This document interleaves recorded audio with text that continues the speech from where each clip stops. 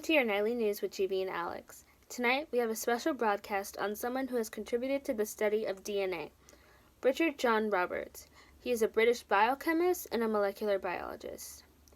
He won the 1993 Nobel Peace Prize in Physiology and Medicine with Philip Allen Sharp for the discovery of the split gene theory. Now, we are even lucky enough to have Mr. Roberts here to explain the split gene theory to us. Hello, Mr. Roberts. Hello, Javine. So the split gene is a gene containing introns and exons.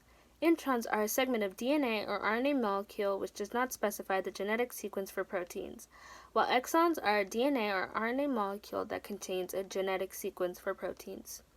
It can also be called an interrupted gene because the regions of exons are split by the unexpressed introns. The importance of split genes is to provide information for coding proteins which create mRNA necessary for the synthesis of proteins. It has also helped doctors know more about how hereditary diseases and cancers develop. Thank you for explaining that to us, Mr. Roberts. Now, let's go a little bit into his background.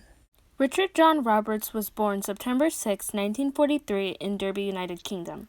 He grew up with very handy working parents. His mother was a housemaker while his father was a mechanic. He had a large interest in games and puzzles as a child, which led to his father and him making an at-home lab in their basement so that he could experiment on fireworks and other chemicals. When he got older, he went to Sheffield University and graduated in 1965. Instead of trying to find a lab to work at right after college, he decided to stay with his professor and work on some organic chemistry. One day, he read John Kendrew's book, Thread of Life, an introduction to molecular biology, which inspired him to take a bit of a step into molecular biology. He finally decided to switch fields and went to work with Jack Strominger at Harvard. In 1970, he then decided to take another job at a lab in Cambridge with Fred Sanger. One thing he learned from there was the chain termination method. Then again, in 1972, he was offered a position at the Cold Spring Harbor Laboratory so that he could examine a sequence of DNA SV40.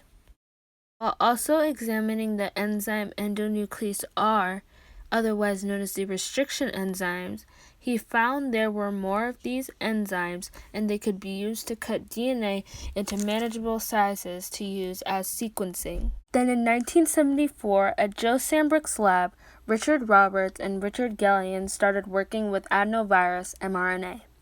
Through the course of this experiment, he discovered that there was biochemical proof that the genes in the adenovirus were split. In 1992, Richard J. Roberts started working at the New England Biolabs, where he is now one of the 2 directors.